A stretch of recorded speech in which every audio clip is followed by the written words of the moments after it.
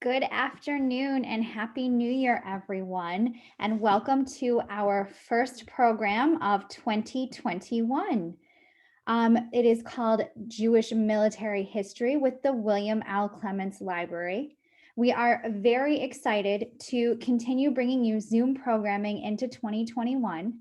And we are really also excited about all of the upcoming programming offerings that we have in addition to today's extremely wonderful presentation. And we hope that you can join us January 19th for the rescheduled date for Dr. Catherine Cangany, our Executive Director's lecture, Reams of Hate, the Legacy of Henry Ford's Anti-Semitic Newspaper. January 24th at 2 p.m., we have a lecture with Marcia Ruff, the Roper School historian, called Dreaming of a Different World. On February 2nd, we will be hearing from Professor David Nassau about his new book, The Last Million, Europe's Jews from World War to Cold War. On February 10th, we have an exclusive movie screening of a really interesting documentary called Summer in the Country, which is about a vacation community on the shores of Lake Michigan in Western Michigan. And on February 15th, an exciting lecture called Bubby or Grandma, Language and Change in Jewish Greater Detroit. Today, we are very fortunate to have with us Lewis Miller, formerly of University of Michigan's William L. Clements Library. In the summer of 2015, when he was a graduate student, Mr. Miller discovered an 1805 letter written by a lieutenant with the surname Levy. Surprised to see a soldier, let alone an officer with a Jewish name in a 200-year-old American military collection, he did some digging and found out the writer of the letter was Simon Magruder Levy. Levy has the distinction of being the second graduate of the United States Military Academy at West Point. Today, Mr. Miller is going to take us back in time as we learn more about the Levy letter, as well as more information about other Jewish soldiers throughout history. Please be sure that you keep yourselves on mute throughout the presentation. And if you have any questions, I am happy to moderate the question answer session at the end of the presentation if you could submit all questions via the chat. And now, please welcome Lewis Miller. Thank you, Kara. Is everyone hearing me okay? Am I coming through? Great. All righty. Well, thank you so much for inviting me to come speak with you today. It's my pleasure to talk with you about two different historical artifacts at the University of Michigan's William L. Clements Library, both of which document the participation of Jews in American military history. Before we begin, I just want to give you some background on the Clements Library, as well as some background on myself. The library is named after William L. Clements, a Bay City, Michigan industrialist who made a fortune producing construction equipment. Much of this equipment was used in large-scale projects at the turn of the 20th century, including the building of the Panama Canal. So that's where he made his fortune. As an adult, he began collecting rare books on the early history of the European colonization of the Americas, as well as on the American Revolution. Clements was an 1882 graduate of University of Michigan and became a regent in 1909. In 1920, he offered his collection to the university, along with the money needed to build a suitable home for it. 3 years later, the Clements Library opened with over 20,000 books, as well as the manuscript papers of Lord Shelburne, the British Prime Minister, who negotiated the peace with the colonies to end the Revolutionary War. In his gift agreement to the university, Clements stipulated that his library would collect and preserve primary sources for early American history, stay independent from the rest of the university's library system, and be available only to advanced scholars. I think this is a big point. In Clements's day, what he meant by advanced scholars were white Anglo-Saxon Protestant men.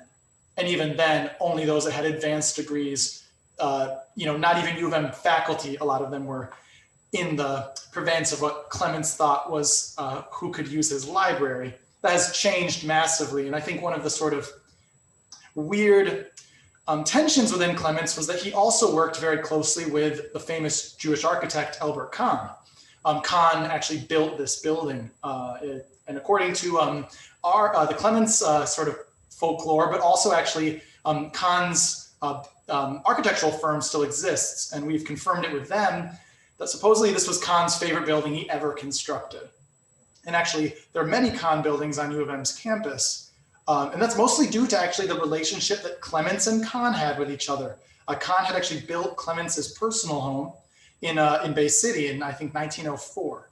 So even though Clements, very Anglo-Protestant, who he wanted to use his library, still had this working relationship with Albert Kahn. It's very interesting. I mean, so did Henry Ford, though.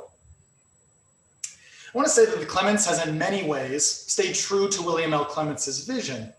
For example, the library still focuses on preserving the early history of the Americas and continues to serve as one of the premier repositories in the world for research on the American Revolution, and in particular, the British side of that conflict. But please do not think that these are the only types of materials in the collections of the library. If someone wants to see Native American photographs from the 1880s, to read the letters and papers of 19th century abolitionists and other social reformers, or to view 18th century maps and prints of the West Indies, the Clements has these type of collections and many more. In other ways, the library is vastly different from when it was founded. Gone is the assumption that only a select few should have access to materials. Since 1923, the collections have grown exponentially, both in size and scope, and the library still actively continues to collect in its research areas. While reading room use is currently not available thanks to our friend COVID-19, the staff of the library continues to assist researchers remotely and continues to add digitized content to our website, which is available for anyone who's interested. All right, now a little background on myself. I was born in Ann Arbor, Michigan, and attended the public schools there, while also participating in the age-old rite of after-school Hebrew school at Beth Israel Congregation. I attended Kalamazoo College, where I majored in history with a minor in religion. While at K College, I met my future wife, Claire, fittingly enough in a Hebrew language class, which personally I think is about as great a Jewish love story as you could imagine. Upon graduation from Kalamazoo, I got a job at the University of Michigan's Bentley Historical Library. And the positive experience I had there encouraged me to attend U of M's School of Information, which is formerly what was known as the Library School. I spent the first 5 years of my career after completing grad school at the William L. Clements Library, and was working there actually when Katie reached out to me about doing this talk, hence the topic that I chose. However, in the meantime, as Kara mentioned, I've taken a job at the University of Southern Maine's Osher Map Library in Portland as their cartographic reference and teaching library. Therefore, I just want to apologize for the sort of scant images of materials I'm referencing in this presentation. I was working remotely before I left Michigan and was unable to get into the library to scan additional materials for this talk. Some of the visuals are from other institutions, and I've tried to credit them as such. So if you see something that isn't credited, it does mean it comes from the Clements' collection. I absolutely loved my time at the Clements Library and learned an incredible amount on the job during my time there. Even though I'm no longer officially affiliated with the Clements, I feel a strong affinity towards the institution, its collections, and its incredible staff. All right, with that background out of the way, now we're ready to look at some of the Jewish military history documents I mentioned earlier. But first, I don't want you to get the wrong impression. These are by no means the only items at the Clements Library that come from Jewish individuals. The reason I picked these two particular examples is quite simply because I find them really interesting. And also, I've had the opportunity to work in depth with both of them and find them invaluable pieces of historical memory. You can see me here working on what I'm about to just tell you about, which is that the first item we're going to look at is a letter from 1805 written by a Jewish soldier named Simon N. Levy that ended up in the papers of Henry Birkbeck. Birkbeck was the chief of artillery in the United States Army from 1802 to 1815. We will see how it ended up in the Birkbeck papers soon, but for now, all I want you to know is that I was hired as a graduate student to process the approximately 2,300 letters and documents belonging to Birkbeck that the Clements had acquired. The idea of like state papers was not a thing at that point in the same way. So when you were done with your career as an Army officer, you could just take your materials home. So that's what Birkbeck did. As you can see from this picture, I was going through the letters and arranging them in roughly chronological order when a certain letter jumped out to me. This is it. It initially caught my eye because the letter writer mentioned being stationed at Detroit in 1795. This, of course, piqued my interest as a proud Michigander. But it was when I got to the signature that my interest really grew. Simon M. Levy. Who was this man? Given the last name and my own Jewish background, I had a suspicion that Simon was Jewish and decided to see what else I could find. Well, so biographical information on Levy is actually pretty scarce.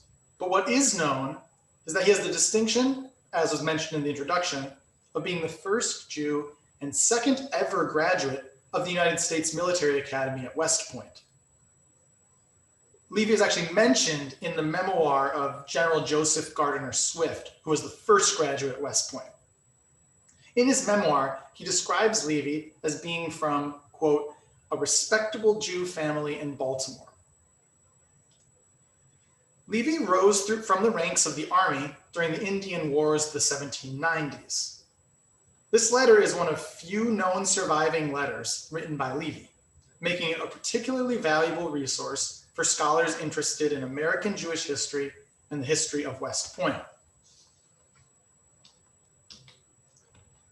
Levy sent this letter to Samuel Smith, a United States Senator from Maryland who commanded Levy's unit in the wars of the 1790s. In it, Levy expressed his hopes that Smith would contact the Secretary of War, Henry Dearborn, on Levy's behalf in order to secure a transfer to the artillery in New Orleans for the sake of Levy's health. Now let's take a look at the actual text of the letter.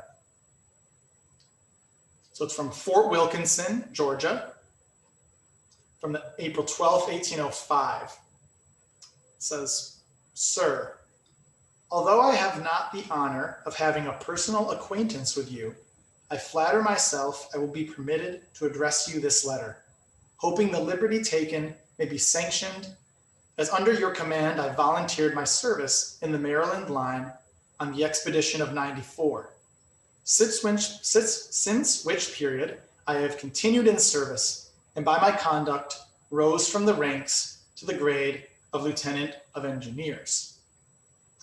All right, just a quick aside here. As many of you probably know, American control of the Old Northwest had to be fought for in the 1790s. The Americans suffered multiple defeats, including St. Clair's defeat, which is proportionally the worst ever military defeat in American history. And actually, I lied that I'm only going to show you two sources because there's just a few things that the Clements has that are too cool. So one of them is this.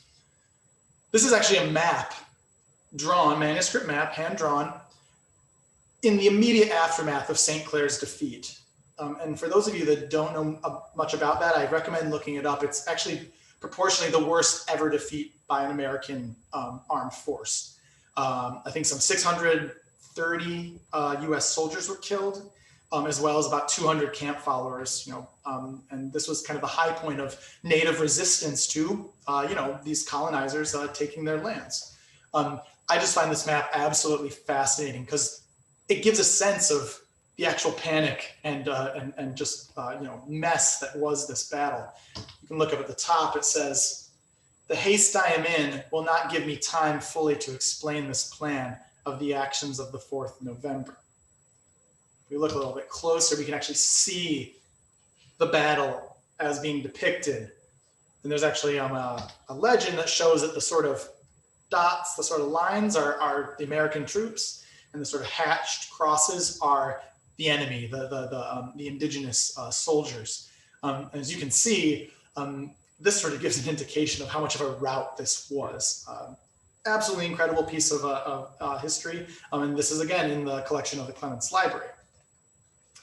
However, even with this very prolonged and impressive native resistance to white settlement, the Americans eventually won what proved to be the decisive victory in the war between the United States and these Western Confederacy tribes on August 20th, 1794. So Levy's letter refers to his service in that battle, which is now known, among other names, as the Battle of Fallen Timbers. Levy served as an orderly sergeant in that battle, and his bravery in combat led to his superior officer recommending him as a cadet for the newly created United States Military Academy at West Point. But his meritorious service was not without cost, as we'll see in a second. All right, we'll get back to the text of the letter. He says, "I was, sir, one of your brigade who remained on the Monongahela with General Morgan, and as we were not hutted until January 95, the colds and damps brought on the rheumatism, with which I was partially afflicted for 6 winters, but severely every winter since 1800. Every medical aid has been tried in vain, in consequence of which I solicited of the Honorable Secretary of War to be transferred to the artillery in hopes of being stationed in Lower Louisiana for 1 or 2 years as the only untried mean within my knowledge to regain the use of my limbs and be eased of pain. The Honorable Secretary was pleased to grant me a furlough to visit this state, but the late winter I felt as severely as at Detroit in 95. As a transfer from the Corps of Engineers to the artillery will not affect the rank of any officer of the latter corps, I have, sir, to request the particular favor of you to mention the subject to General Dearborn, through whom only can the change take place. I have the honor to be very respectfully, sir, your most obedient servant, Simon M. Levy." A real quick aside here, I just noticed so interesting is so much of these transfers is about whether or not it will affect the rank of the officers that are already in that unit. And so you see Levy really trying to make a point of, it's not going to make a difference if I come in and I'm a lieutenant. Does that mean that somebody else can't get promoted? It's just an interesting thing that is all over the armed forces at this time period.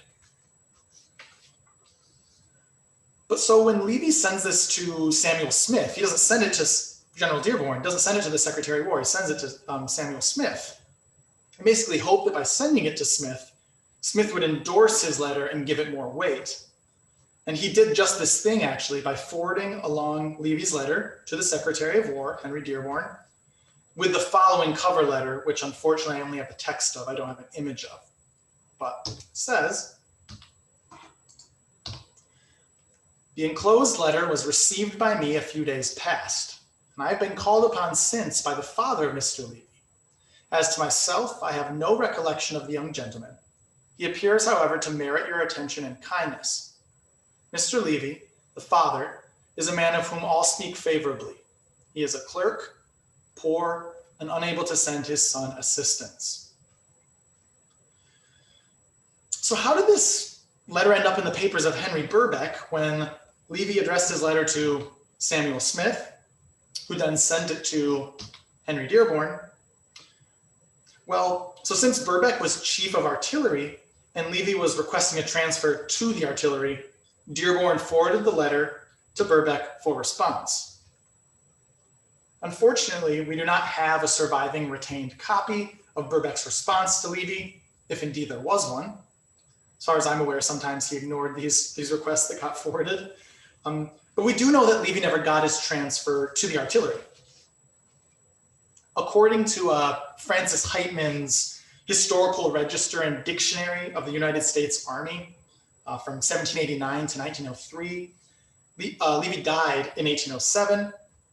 and resigned from the army in September of 1805, less than half a year after he sent this letter to Smith. Levy's concerns about his health were clearly warranted. I just wanted to say, I mentioned the Heitman in Register and Dictionary. That is just an incredible source put together where you can basically track any 19th century American military officer, the dates of their promotion, when they resigned, date of death. It's an incredible piece of scholarship that some of you might find useful as well. It's not without its errors, but it's pretty remarkably correct. So I just want to give you a few examples of how my experience as both a Jew and an archivist impacted how I related to this letter. I mean, first of all, I had no idea that the second ever graduate of West Point was a Jew. That was a total shock to me. And I was kind of horrified that I hadn't learned that in Hebrew school. But more importantly, I realized that if someone wasn't Jewish or familiar with Jewish culture, and they were in charge of processing this collection, they might have skipped over this letter, not knowing its real importance. Instead of Levy occupying a prominent place in the finding aid for the Birkbeck papers and the online exhibit I created to document the Birkbeck papers, he might never have been mentioned at all. I've come across this in other collections I have worked with that were processed by non-Jews, in which they simply didn't have the background to understand, oh, this surname is Jewish, or this letter mentions Rosh Hashanah. I should probably include that this individual is a Jew in the finding aid and as a subject. This is a great example of the fact that while archivists can attempt to be as objective as possible, our own education and cultural background will impact how we interpret, or don't, the materials we are in charge of processing. And I want to say, this is not like a conscious attempt at burying the history of minority groups, but it still buries it nonetheless. I'm sure I've been guilty of this many times. I'm positive I have, and every archivist has. I'm telling you all this because I just want to get on my soapbox for a second and say, do not take any collection descriptions, finding aids, catalog records, etc., as 100% accurate. These are useful starting places, but especially for someone interested in the history of underrepresented groups, nothing can be ruled out unless the collection has been physically looked at in its entirety, which is of course an issue in itself because who has the time to do that? It's usually already academics that can have fellowships and are already part of the traditional sort of user base of a library. It's a serious issue. There's one other final point before we move on to the second item. So the Henry Birkbeck papers that are held by the Clements Library were bought from the same private dealer. This sort of relationship is very common in the world of rare book and manuscript libraries. Historical objects have monetary value, and many private dealers decide to maximize profit by splitting up collections and selling them in separate lots. I mean, this is what auction houses like Sotheby's do too. And this has been going on for well over a century. And I cannot tell you, as somebody who is obsessed with this stuff, the amount of times I've seen like 1890s auction catalogs and just wanted to pull my hair out because of some large collection that's being split up. I mean, I'm talking about 16th century English royal history or the papers of Samuel Pepys. These things were on the market for remarkably cheap, and these collections were split up, and many of them lost, never to be found again. Even books and atlases are split up by dealers who sell them by the page. And if you were to go on eBay right now, there are countless examples of this, especially being done with early incunabula, early printed books before 1500, or books of hours from the medieval period, where they're just taking a razor and slicing every page and selling a page at a time. I'm sure you can tell that this topic actually really is a pet peeve of mine and gets me pretty worked up. But the reason I mention this is to point out and praise the behavior of the dealer who sold the Clements the Henry Birkbeck papers. The Levy manuscript shows that if this dealer, knowing this dealer, he was certainly aware of the significance of this letter. If this dealer had wanted to, they could have separated it from the rest of the collection and sold it for a significantly larger sum than they got for selling the library the entire grouping of the approximately 2,300 letters and documents. It is a huge credit to this person that they kept the collection together. So much of what we think of as history is held at places like the Clements Library. And yet, in many ways, the record we have of the past relies on these dealers of historical materials having altruistic motives that beat out financial ones. And this is, a serious issue. And again, going back to my don't trust a catalog record as just being completely right because as archivists we're humans. I also say don't trust that institutions that are archives that record history are telling the whole story. They're not. They're telling what's been saved. They're telling what's been valued by the dominant culture. To assume that a historical time period was like what it is portrayed as in the archive is not doing your due diligence as a researcher. Okay, though, enough of that rant. I'm sure you're all tired of that. Let's move on to the second document I'm going to talk about today. Fortunately, I don't have an image of this document, but here's an image of the guy that wrote it. This is a diary of a Jewish World War I soldier, Harold Camp, who served in France with the American Expeditionary Forces.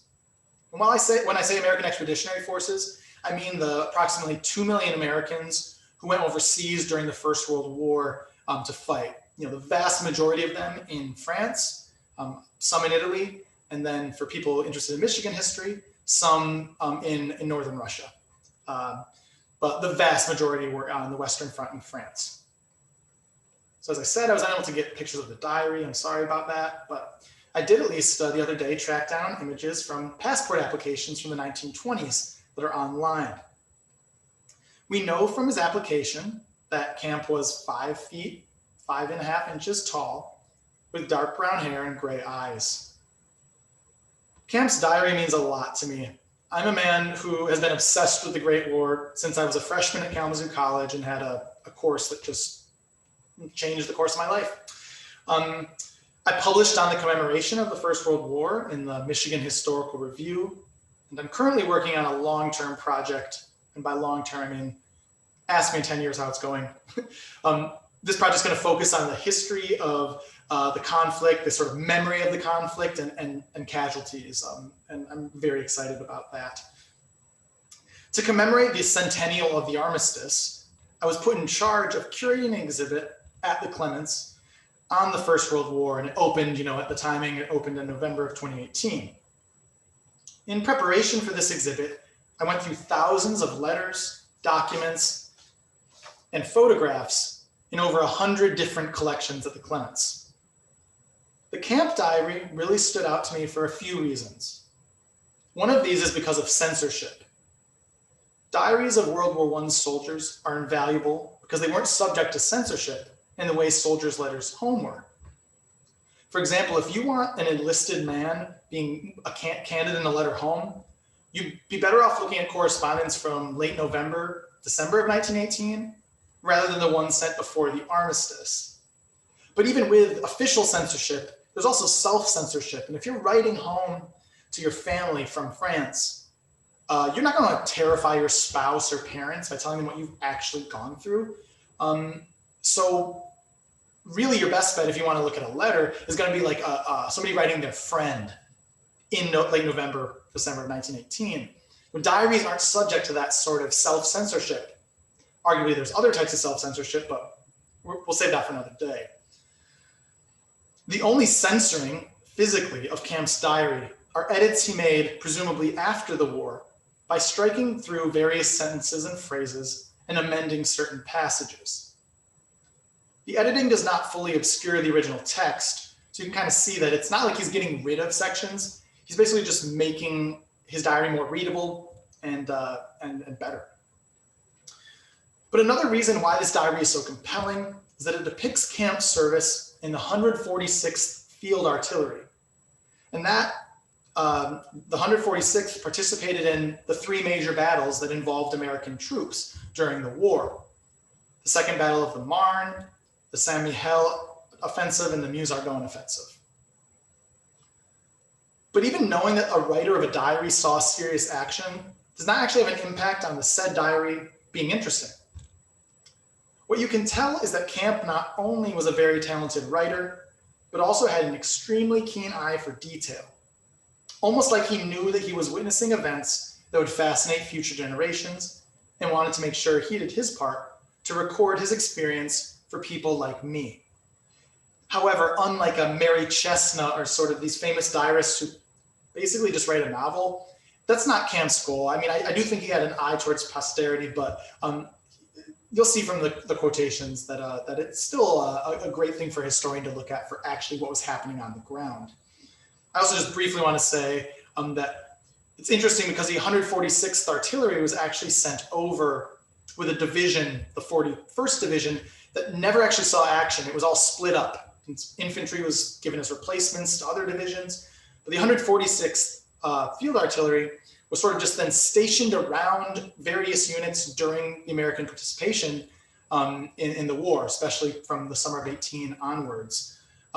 So even though Camp's division, officially didn't see action, his unit saw tons. Another thing that makes this so astonishing to me, and I hope that you'll all see this when I start reading to you some of the excerpts.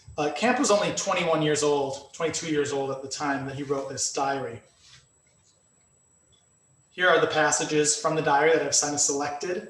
I have images that go along with them, and we'll analyze those if it makes sense to. All right, so December 23rd, 1917, before they've actually embarked.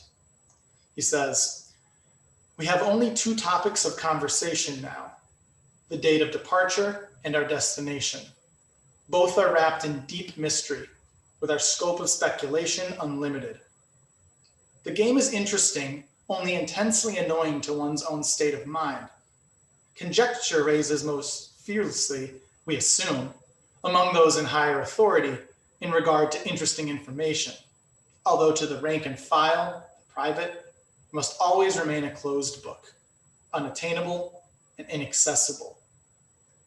I just briefly want to say that, even though we think of April 1917 as when the United States entered the war, really it wasn't until the summer of 1918 that the majority of American troops were involved in any combat. And the first American troops to enter the trenches, I think, weren't until October of 1917. So it took a long time for our country to actually get up to speed with actually supplying troops to help with the Allied war effort, which I just find very interesting. All right. I can't pull these on. December 29th, 1917. No, I'm doing Heavy mine. seas were encountered since leaving Halifax. The sky is dull, with the waves white foamed and breaking over the decks. The ship pitches continuously and incessantly, a motion in all directions, causing one to delight in ocean travel.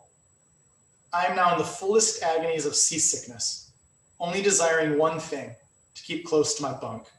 Such a nasty feeling and no chance of finding relief.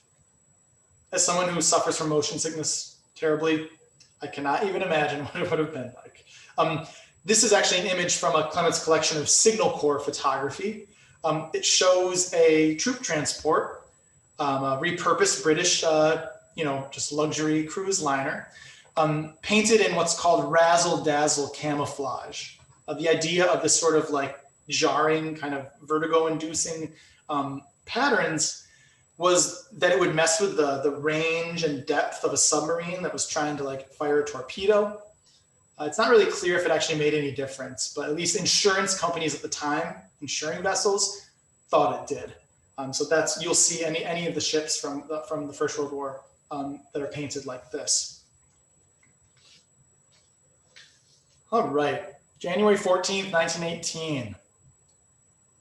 We quit the British rest camp to do special detail work before in training for the training camp. At Havre, we were loaded on freight cars of the miniature variety. A placard on the side door read, 40 hommes or 8 chevaux. Translated, 40 men or 8 horses. As the train pulled out of the station singing songs, a British Tommy looking on in wonderment shouted, "A jolly old war, isn't it?" I love this. It sounds like something out of a movie. Also, the 40 men or 8 horses, that's ingrained in any of the men who served in the First World War. I believe there's even a society created after the war with that name. So, camp this is Everyone who served in France basically saw these sort of train cars and this sort of placard.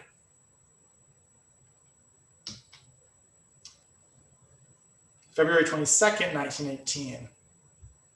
The American soldier's trench talk is varied.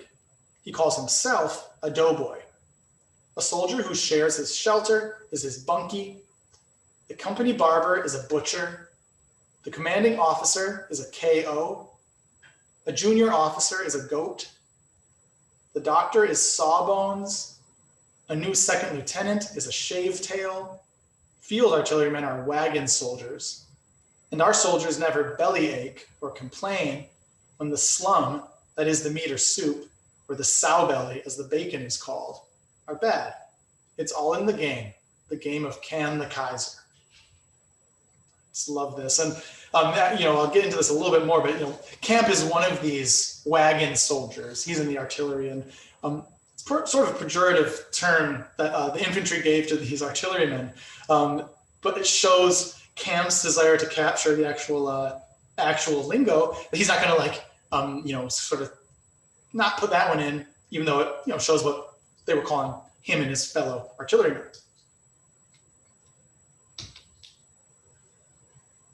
April 16th, 1918.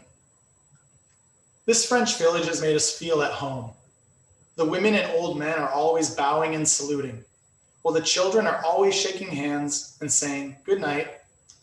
The children are all so refined, lovely with flashing eyes, and so unafraid. They seem anxious to be friends with us, and how happy they are when we sit and play with them. For all of these children have brothers and fathers in the army. A common enemy ripens friendship. There's a couple of things about this one that really struck me. One of them is that, he mentions, there's really no young men around. And this photograph, again, from the Clements Signal Corps collection, shows that basically there were no young men in France that weren't just fighting. I think, the French lost some 1.4 million troops killed and 4 million plus wounded. That's more than half of the men of fighting age in France. An astonishing number. Also, though, what is heartbreaking for me, and I'm sure many of you, is that to read this in 1918 and then to think what happened 25 years, or even earlier than that, later, to have this American Jewish soldier just being so positive about these French villagers, and sadly to think about what's to come in the Second World War. All right, this is where we start getting into more of the action. It's during sort of the Second Battle of the Marne, when these German offensives that almost win the war. The Germans almost won the war in March of 1918. I think it's a thing that we don't often think about. And those offensives continued through the summer. It's really when that was exhausted that the Allies turned the tide and could win the war. It's at the beginning of American participation. It says, troops are daily going in and out of the trenches. How small the numbers are when they return to the rear. The few shots that we heard today are those like a flame that is slowly extinguishing itself. It dies out, then leaps into full brilliance, but only for a minute. The end must come. The war must end, but these shots between the great battles only keep our minds alive to the fact that the World War, after 4 bloody years, is still with us.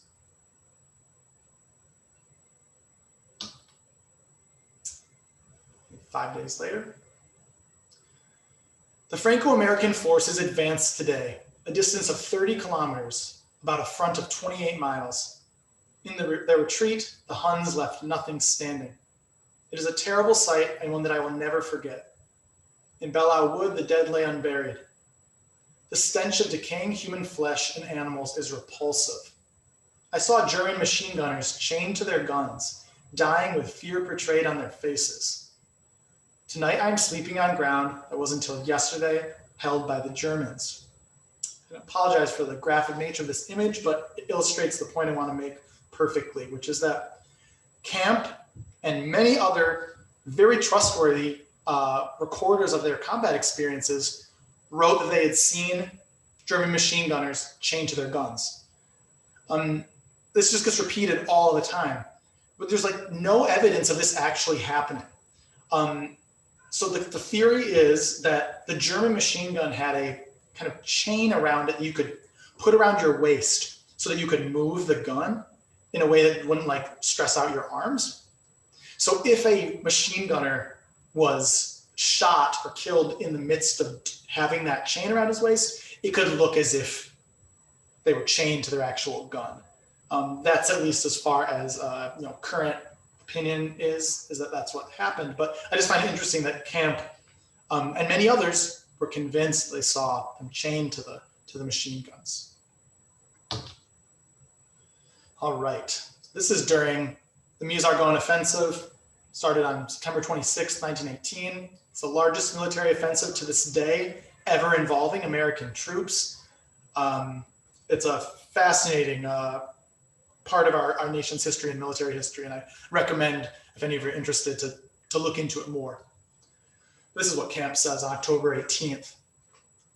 After 8 days of intense fighting, the battle east of the Argonne Forest and west of the Meuse River has practically come to a standstill, save for artillery and aerial activity. The dead still lay unburied in front of the battery commander's station and in the adjoining fields.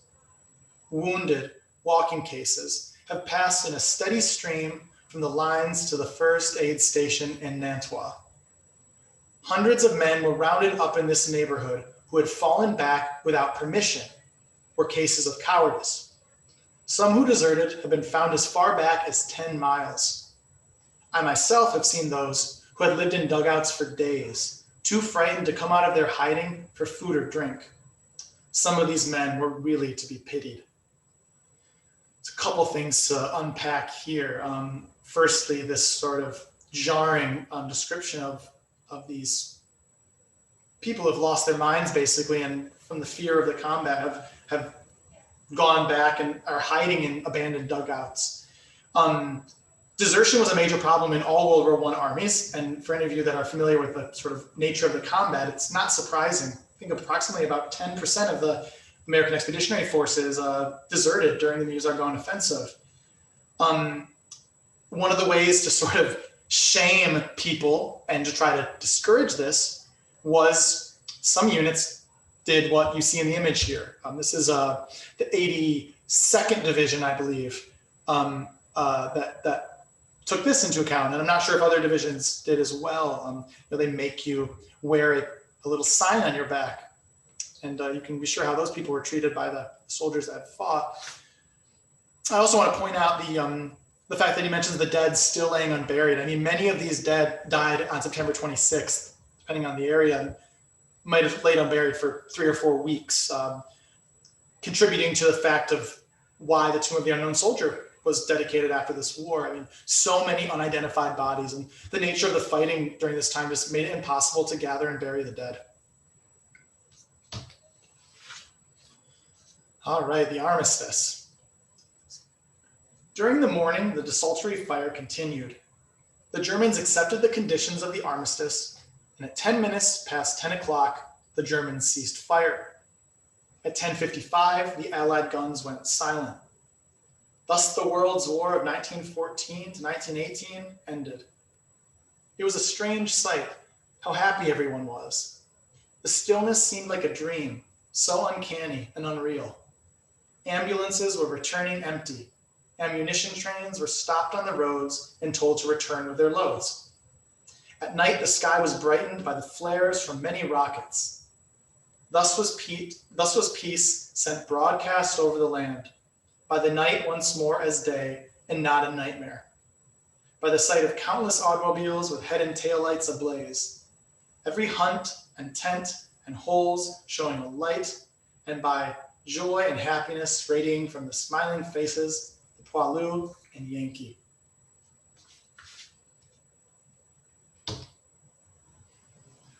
I hope you all enjoyed these quotations. I mean, I have so many more from his diary. I mean, the entire diary is incredible. And I hope you see why I absolutely just love this diary as a source. There's one more point, though, that I want to bring up about it before we end. If you could see it for yourself, which I hope you all are able to do if you're interested in the not too distant future, the diaries show very little damage, very little discoloration. I mean, they're basically in perfect condition. Like, why is this important? Well, because I'd basically argue that this diary was only possible because he was an artilleryman. And if you see what tends to survive, that is usually the case. I mean, most of the infantry, when they're about to start, like say September 26th, the start of the Meuse Argonne offensive, their packs are gigantically heavy. Most of them just drop all their stuff to advance. I mean, so, how many of their diaries survived? How many of their documents survived? So, him being an artilleryman makes a really big role into why this has survived. It's very hard to get actual, like, first-hand accounts of soldiers that saw frontline action than to get the sort of accounts of troops like Camp that served close to the front lines, but in different capacities. And after returning home, Camp became an executive at his father's department store in the Fresno area, and then spent the last few years of his life cultivating a vineyard in the Selma area. He was married but did not have any children. He died in 1942 at the age of 46 and is buried in Golden Gate National Cemetery in California.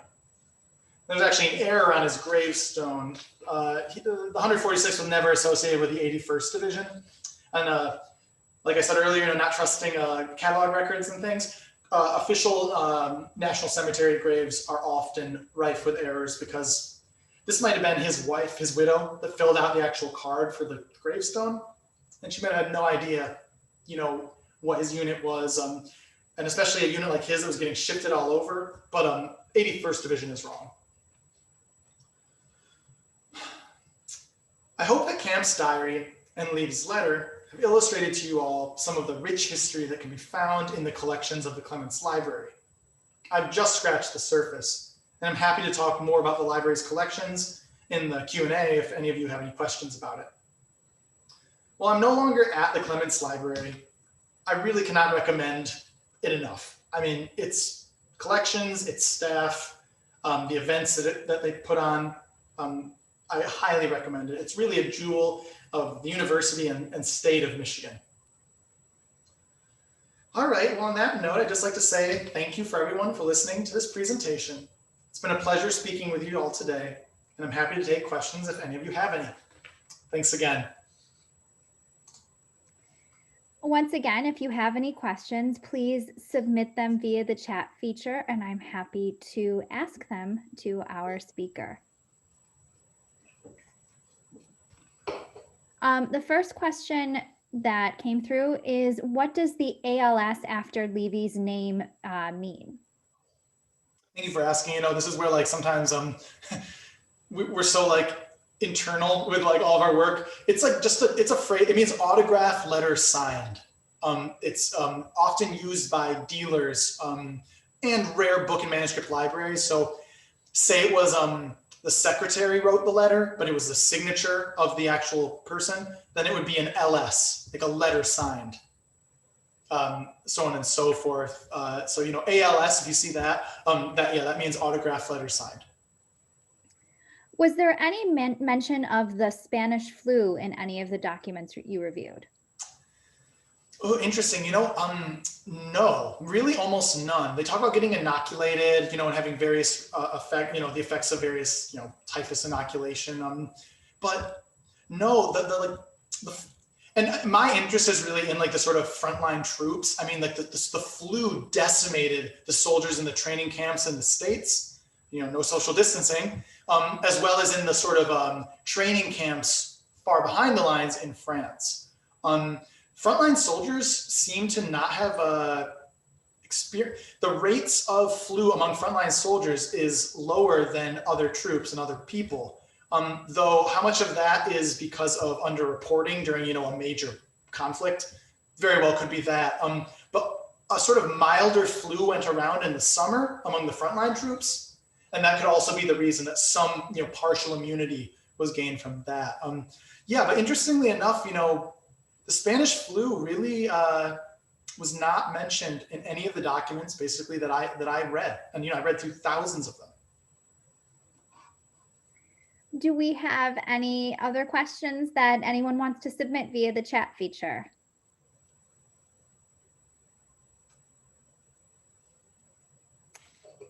All right. Well, thank you so much for your presentation today. And thank you all for tuning in.